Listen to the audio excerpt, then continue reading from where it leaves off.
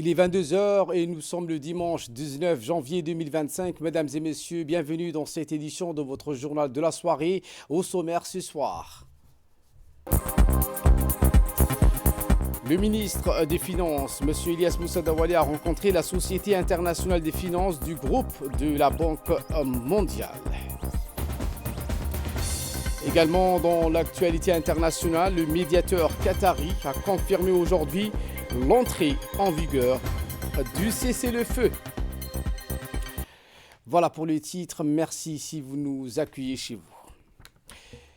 Eh bien, cet événement où s'est réunie la Jama'a al-Da'wa al-Tabligh, c'était aujourd'hui à Djibouti, une réunion annuelle qui a marqué par 3 jours d'échanges intenses à travers des conférences scientifiques et des sessions intellectuelles. La rencontre a accueilli les délégations des pays voisins ainsi que de nombreuses nations du monde entier, renforçant ainsi sa dimension internationale en tant que plateforme majeure pour promouvoir un islam modéré et universel. L'édition de cette année du Ijtima, comme on l'appelle, a offert une opportunité unique de dialogue et de collaboration entre érudits et prédicateurs des divers horizons.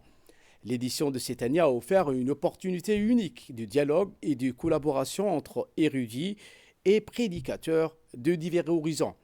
La clôture de ce Jtima s'est faite comme à l'accoutumée avec les prières, les invocations adressées à Dieu Tout-Puissant, formulant ainsi le vœu de paix et de sécurité pour le pays hôte ainsi que l'ensemble du monde musulman.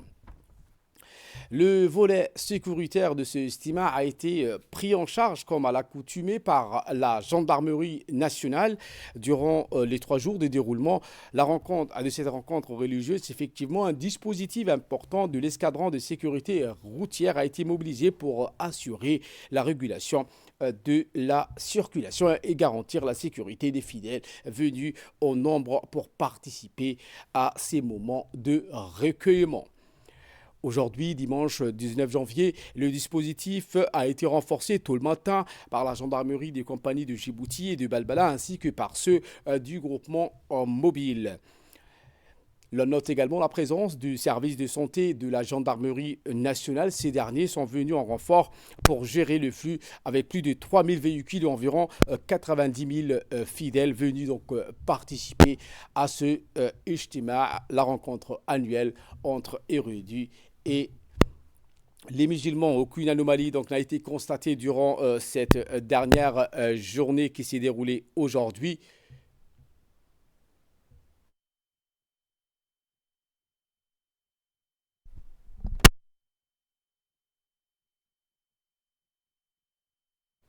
Eh bien, l'on note également qu'aucune anomalie n'a été constatée durant cette dernière journée du Ijtima. Dans le cadre de la prochaine retraite de la Société internationale des finances du groupe de la Banque mondiale prévue donc à Djibouti, le ministre de l'économie et des finances chargé de l'industrie, M. Ilyas Moussa Dawali, a rencontré cette délégation dirigée donc par le vice-président M. Sergio Pimonta. Les détails avec Samata Saïd. Cadre de la prochaine retraite de la Société internationale des finances du groupe de la Banque mondiale prévue à Djibouti, le ministre des Finances, M. Ilyas Moussa Dawali, a rencontré une délégation de l'IFC dirigée par son vice-président, M. Sergio Pimonta. Cette réunion a servi de prélude et de discussions constructives visant à approfondir le partenariat entre Djibouti et le groupe de la Banque mondiale, avec un focus sur le développement du secteur privé. Le ministre a salué la décision d'organiser cette retraite à Djibouti, affirmant que le pays est un centre d'échange et d'innovation. En effet, cette retraite qui se tiendra à huis clos accueillera plus de 180 participants, incluant 6 vice-présidents et plusieurs directeurs généraux seniors témoignant de l'importance et de l'événement pour la stratégie de développement durable. Djibouti est ainsi perçu comme une plateforme dynamique pour les investissements dans le développement économique. Le ministre a insisté sur l'engagement accru de l'IFC dans la transformation économique de Djibouti, notamment à travers la diversification économique.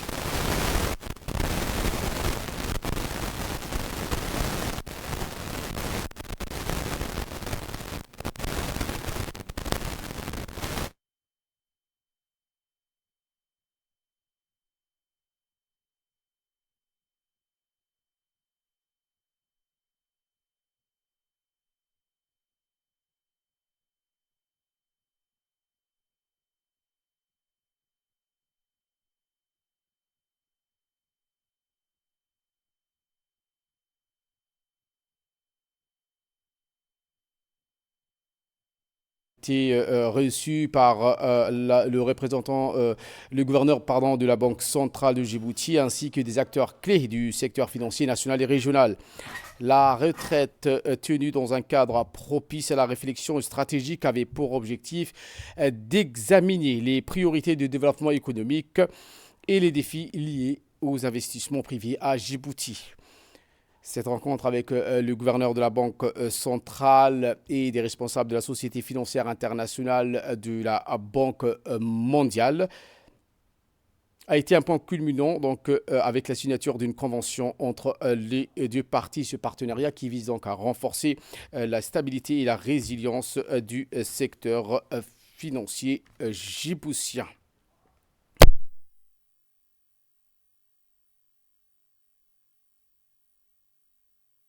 Le ministre du Budget a officiellement attribué un terrain de 2 hectares situé à Nagad pour la construction de la future maison commune des Nations Unies. Cette initiative symbolise le renforcement du partenariat stratégique entre la République de Djibouti et les Nations Unies. Lors de cette cérémonie, M. Ousmane Ibrahim Roble, ministre du Budget, a remis l'arrêté officiel à M. José Barouna, coordinateur résident des Nations Unies à Djibouti. Cet événement marque une avancée significative dans la coopération multilatérale, s'inscrivant dans le cadre du nouveau cadre de coopération des Nations Unies pour le développement durable 2025-2030, signé le 19 décembre 2024. Ce projet, qui a réuni les bureaux des différentes entités onusiennes en un même lieu, vise à améliorer l'efficacité, la coordination et l'impact des activités des Nations Unies à Djibouti. Du campus des Nations Unies, qui va abriter plusieurs systèmes des Nations Unies. Moi et les résidents de Nagad, les chefs de village, les jeunes, les femmes qui sont là, les orcales, nous vous souhaitons les bienvenus. Nous serons à vos côtés pendant toute la construction des bâtiments, dans toutes les constructions. Et je vous souhaite encore bienvenue à Nagad et à Demerjouk. Merci beaucoup. Le coordinateur du système des Nations Unies, M. José Barouna, s'est également exprimé. Voici ses termes. Les points que le gouvernement de Djibouti donne un terrain pour les Nations Unies rester à Djibouti, il dit beaucoup de l'intérêt du gouvernement de Djibouti et de notre partenariat ensemble. Le gouvernement de Djibouti vraiment est intéressé pour les Nations Unies rester beaucoup de temps à Djibouti. Et c'est pourquoi aujourd'hui on a cet commencement et ce terrain. Côté Nations Unies, ça aussi veut dire que les Nations Unies pensent rester à Djibouti beaucoup de temps pour travailler à Djibouti, mais aussi pour utiliser Djibouti comme un hub régional pour la Corne de l'Afrique. On a déjà à Djibouti le terrain et la construction du PAM, le hub régional du programme de l'alimentation. Et je crois que ce bureau, un jour, quand on soit complet, va aussi compléter cette logistique et cette hub logistique du PAM. On veut avoir un bureau un jour aux Nations Unies pour travailler à Djibouti beaucoup de temps, mais aussi dans les collègues dans la région qui veulent travailler sur la région depuis Djibouti vont avoir un endroit pour s'héberger et pour venir travailler. Écoutons donc à présent le ministre du Budget, M. Ousmane Ibrahim Roble, qui s'est exprimé également. Nous vivons aujourd'hui à Nagad un moment heureux avec cette cérémonie de cession de terrain au système des agences des Nations Unies à Djibouti. Et cela à titre gracieux. Et je dois le dire, j'en suis fier au nom du gouvernement de participer à cette cérémonie aussi solennelle et aussi importante. La décision d'accorder un terrain pour la construction de la maison commune des agences du système des Nations Unies à Djibouti n'est pas du tout un fait symbolique. Elle représente l'expression de notre volonté de renforcer la coopération et le partenariat stratégique avec les agences du système des Nations Unies à Djibouti. Je pense également que cette cérémonie est tout aussi importante parce que justement, elle va nous permettre d'aller de l'avant dans nos relations de partenariat, mais surtout à affirmer et à confirmer le rôle de Djibouti dans la région.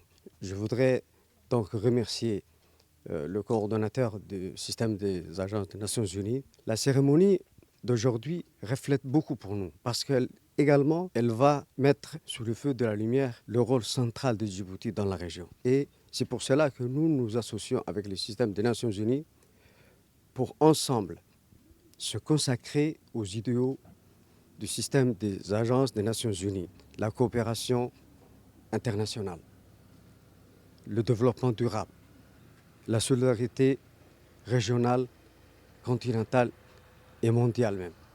Mais surtout aussi, les valeurs humaines universelles. Et ça nous importe beaucoup à Djibouti. Surtout dans notre politique sociale de développement à Djibouti.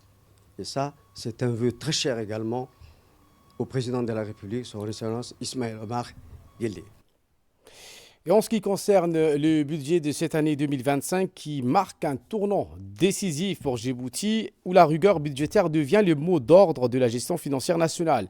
La loi de finances 25 qui établit un budget équilibré à 158 milliards de nos francs est le reflet d'une discipline fiscale rigoureuse essentielle pour une croissance durable dans un contexte économique mondial incertain.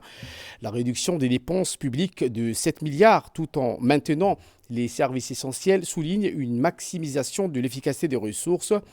L'administration fiscale se modernise avec des paiements électroniques et des modules d'impôt numérique pour une meilleure transparence et efficacité.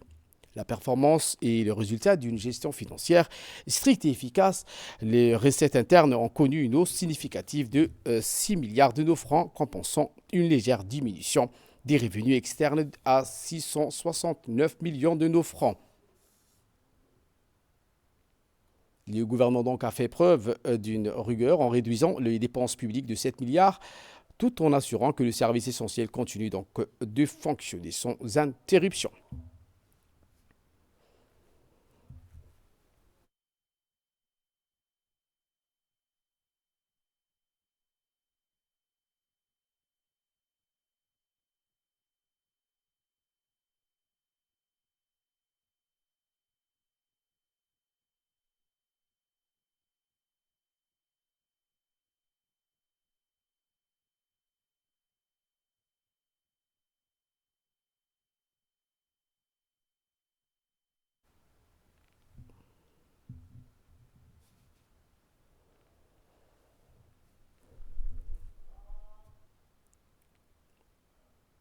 Eh bien, notre équipe de reporters a donc tendu le micro aux Djiboutiens pour donc nous en parler de cette loi de finances initiale de cette année.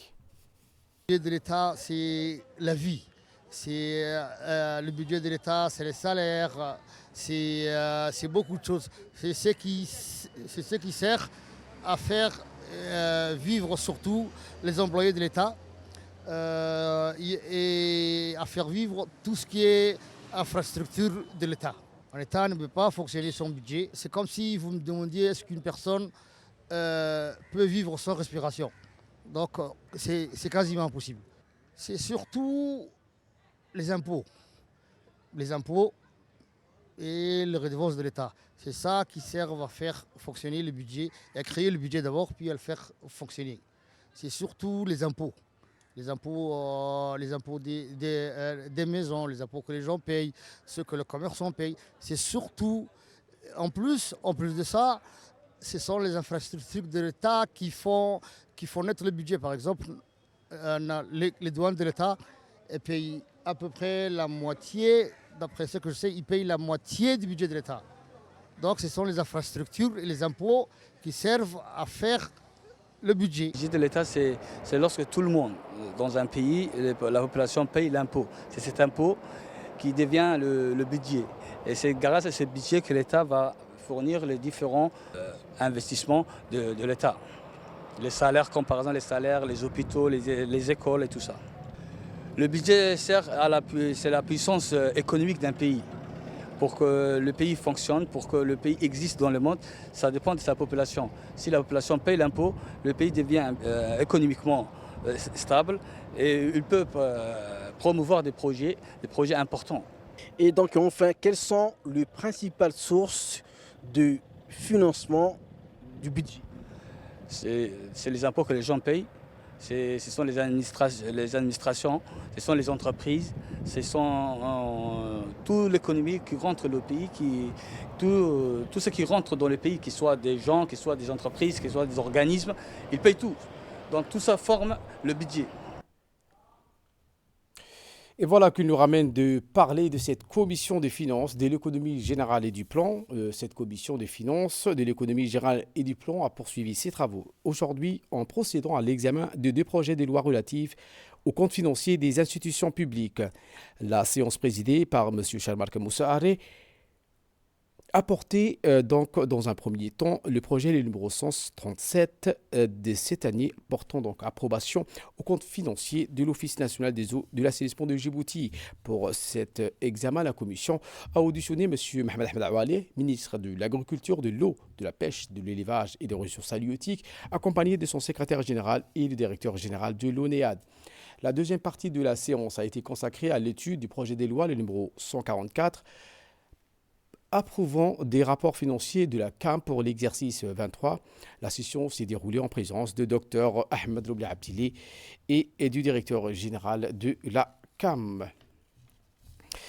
Une finale haute en couleur pour la première édition du tournoi national de baby-foot dans une ambiance festive riche en couleurs qui s'est tenue au stade municipal en présence de la ministre de la Jeunesse et de la Culture, Dr Hibo Moumine Assoubi.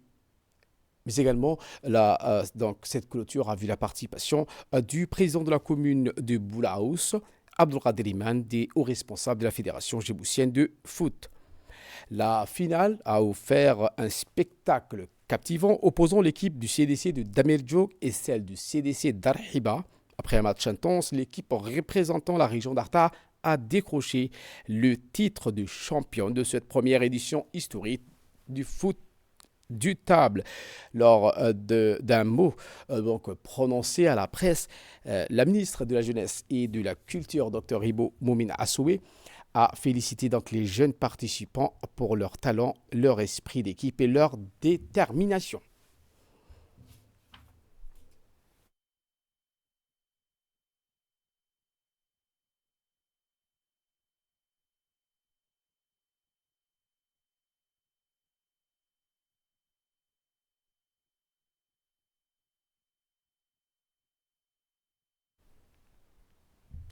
Eh bien, la cérémonie s'est clôturée avec la remise des récompenses aux vainqueurs et participants, et ce, dans une ambiance chaleureuse et bon enfant.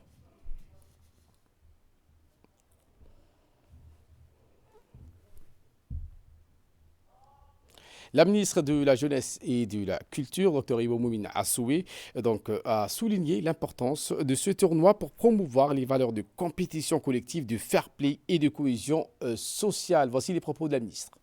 C'est un vrai plaisir d'être ici aujourd'hui pour assister à la finale du baby-foot, mais aussi appelé football de table. Donc c'est une activité de récréation pour le jeune que nous avons voulu transformer en compétition nationale, pour que les jeunes puissent apprendre aussi ces compétences des concours dans le plaisir et je dirais la joie et le partage. Donc ça, tous les CDC, aussi bien de la capitale que de régions de l'intérieur, y ont participé. Ça a été vraiment une compétition très forte.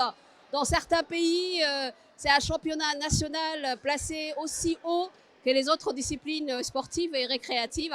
Donc nous espérons que ça va être le cas pour Djibouti, et que nous allons pouvoir organiser un concours de baby-foot régional et pourquoi pas créer la fédération qui va pouvoir aussi candidater ou bien faire la compétition à l'échelle mondiale.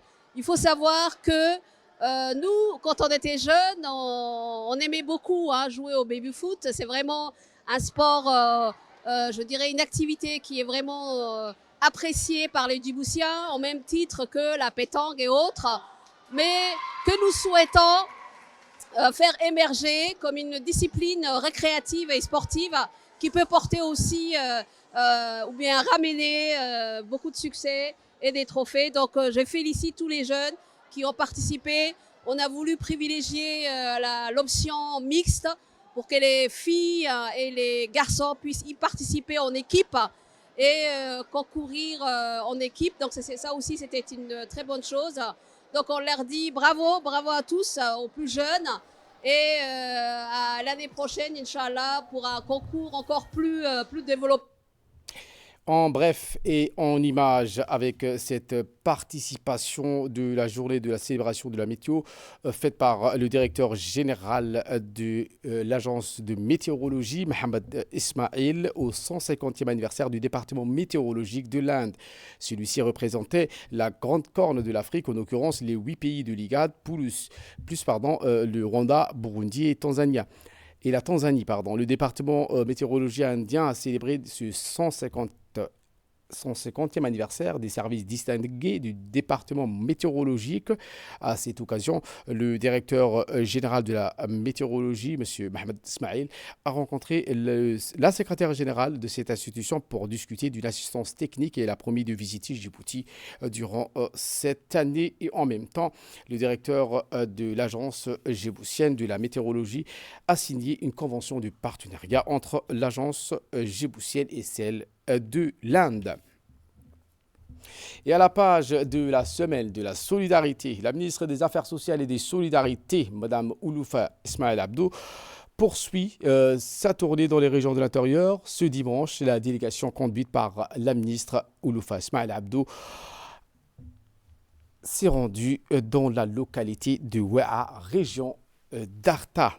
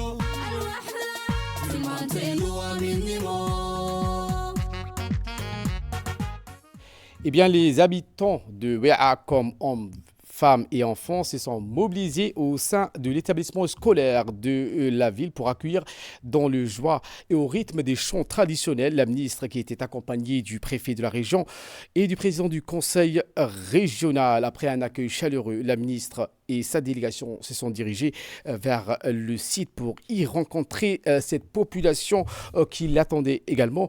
La population de Ouéa, effectivement, la rencontre donc a permis à la ministre et à la communauté de Ouéa d'échanger directement d'abord sur les différentes réalisations, ensuite sur leurs besoins essentiels. La ministre des Affaires sociales et des Solidarités, Mme Ouloufa Ismail Abdou, a rassuré donc les participants de cette rencontre qui constituait, selon elle, un échantillon représentatif de la communauté de la localité de Ouéa et que leurs doléances seraient prises en compte et que des réponses et solutions concrètes, effectivement, seraient apportées à leurs besoins et préoccupations.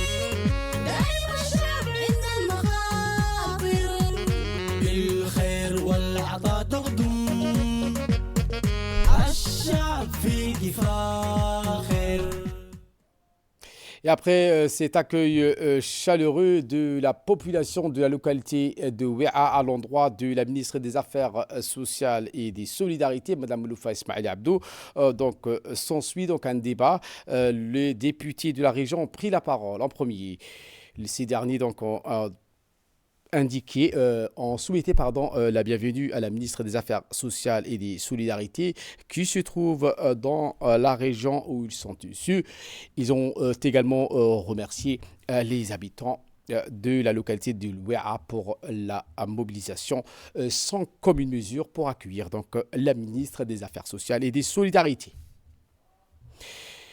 Les préfets et le président du conseil régional ont également pris la parole. Monsieur Elmebouh Goudadi, président du conseil régional, a rappelé à la population le rôle important que le ministère des Affaires sociales et des Solidarités joue dans la mise en place des infrastructures sociales de base afin de sortir des populations des zones de difficulté et de la précarité.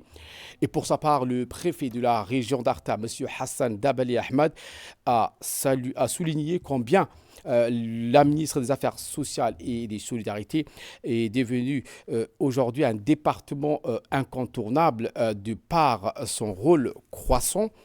M. Dabalé a indiqué qu'on voit partout aujourd'hui les réalisations du ministère des Affaires sociales et des Solidarités et nous nous réjouissons et sommes reconnaissants envers ce département à Martuli, le préfet de la région. Enfin, M. Hassan Dabali Ahmad a indiqué qu'il serait toujours aux côtés de la ministre et lui apporte son soutien indéfectible. En ce qui concerne donc la population de cette localité de Ouéa, au cœur de cette rencontre, la prise de la parole de la communauté qui ont exprimé pour manifester en premier la reconnaissance, la satisfaction quant aux projets déjà réalisés, ensuite pour faire part de leurs besoins. Les différents intervenants ont souhaité donc la bienvenue. Ils ont fait part de leurs besoins concernant notamment la construction d'un local communautaire. C'est ce qu'a formulé le chef du village. Une requête similaire a été aussi communiquée à la ministre des Affaires sociales et des Solidarités, mais cette fois portant sur l'éducation islamique et l'apprentissage du Saint-Coran. D'autres doléances ont été également formulées, comme la mise en place d'une caisse pour la communauté.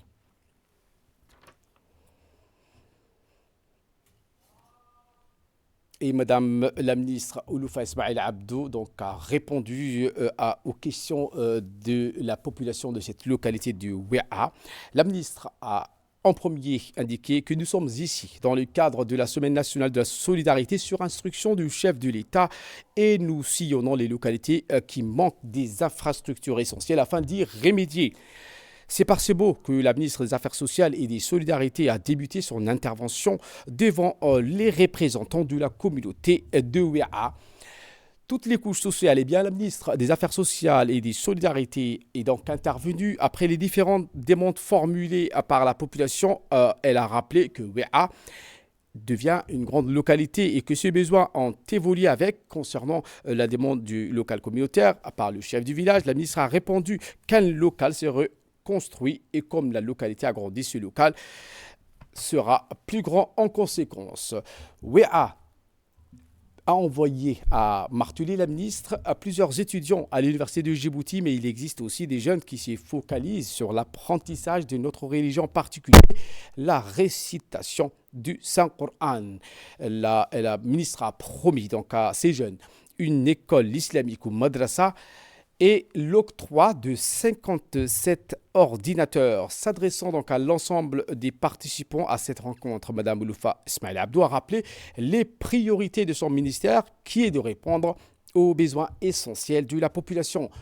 Madame la ministre a indiqué que les habitants de Ouéa devraient travailler avec ces équipes afin de les aider à identifier les personnes les plus vulnérables et les plus nécessiteuses, car il s'agit d'une question de justice sociale.